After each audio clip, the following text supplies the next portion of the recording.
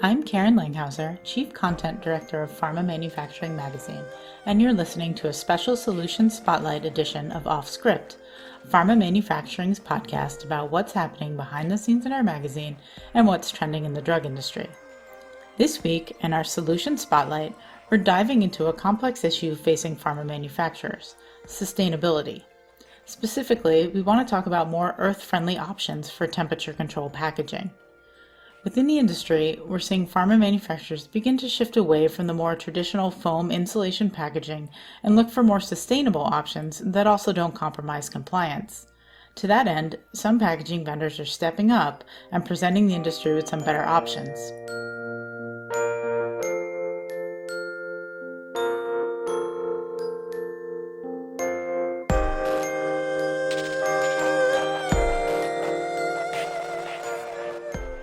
Joining me today to chat about this topic is Richard Wood, Executive Director of Technical Solutions at Softbox Systems.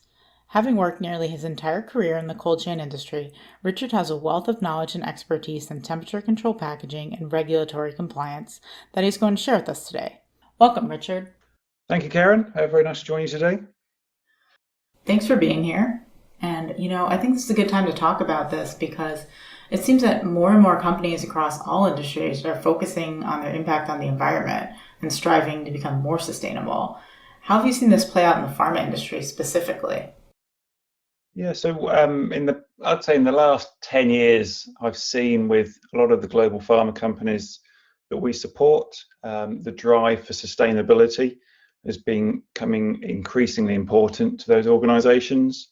And as an industry as a whole, so in the cold chain packaging industry, to basically mirror the demands of our customers and their requirements for sustainability, we too have started to drive and are driving for greater sustainability within our packaging systems and most particularly around the types of materials we use within our shipping systems to ensure that they don't just protect those life-saving medications and keep them at the right temperatures, but they do it in a very sustainable and ecologically sound manner through careful selection of materials that can be basically either repurposed, recycled, reused at end of life.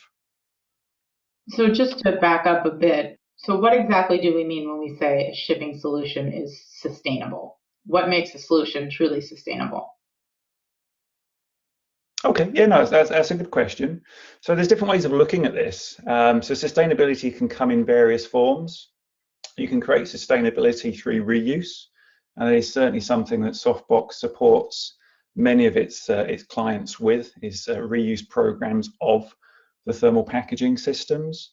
But another way to bring sustainability for an organization is to use packaging systems that can be recycled at end of life. So if, let's say, for example, a parcel shipper is being sent to a small clinic or surgery, it may have a few doses of a vaccine held within it.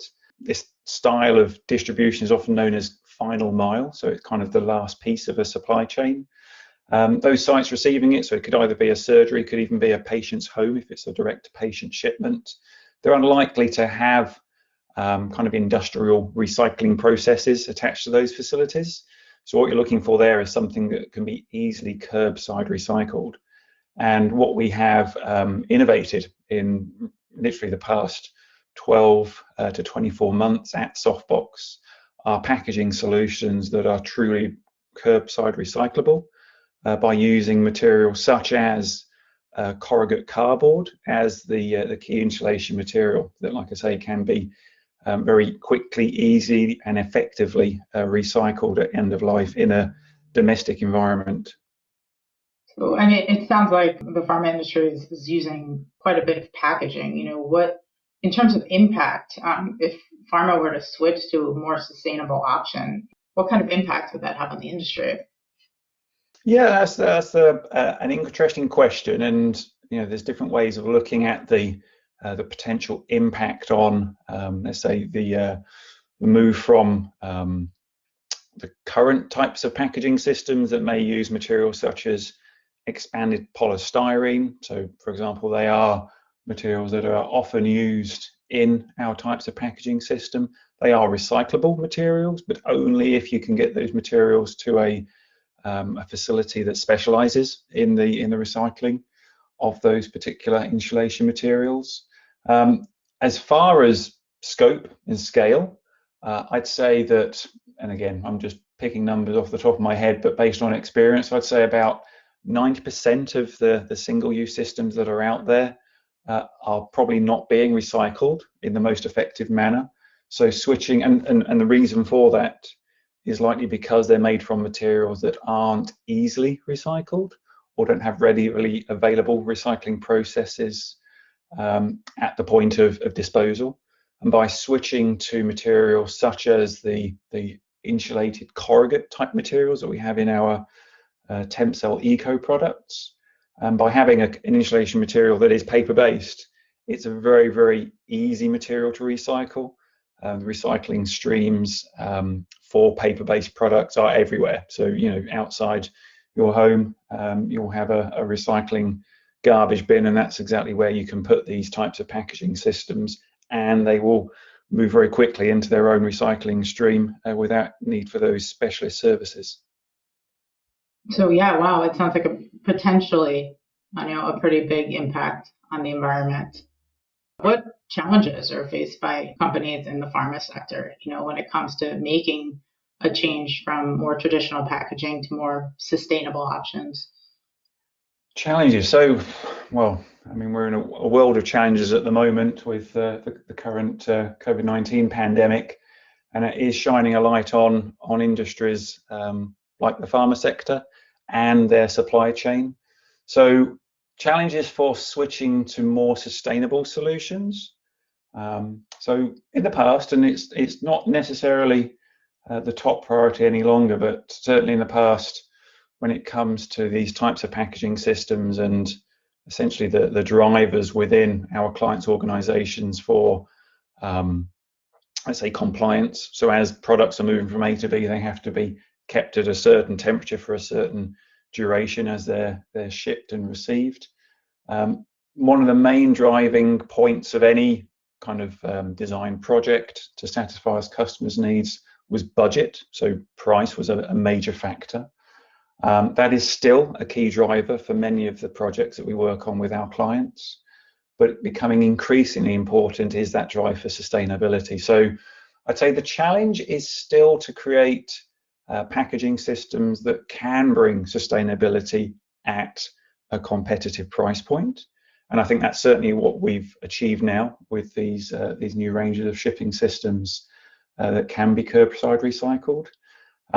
There's always a balance between the price and performance. So the performance requirement for depending on the type of pharmaceutical product being shipped, that will be a driving factor on how much does the packaging system cost. It's always a balance of price and performance. So for certain types of product and certain ways in which those products are distributed, the sustainable packaging solutions are now achievable and now fit the requirements and tick enough boxes for them to be a viable alternative to the big pharma companies. So it sounds like Softbox has come up with a bunch of solutions to these challenges. And how are the advancements that are being made in temperature control packaging benefiting pharma clients? Yeah, so what we're finding at the moment, again in this new world that we're operating in, is that there's a lot more direct to patient type shipments. So because most people are being told to stay home, and certainly those that may have pre-existing health conditions, certainly in the UK, which is where I'm based, a lot of people that do have those underlying health issues are being encouraged to stay home wherever possible, and therefore the need for those people to receive their medication at home has never been more important. With respect to the demand for packaging systems that can ensure that the medication can be sent directly to a patient's home, be maintained at the right temperature, which is first and foremost the most important thing when it comes to the thermal packaging systems use, is that the products, the drugs inside, remain effective all the way through to the patients receiving the products.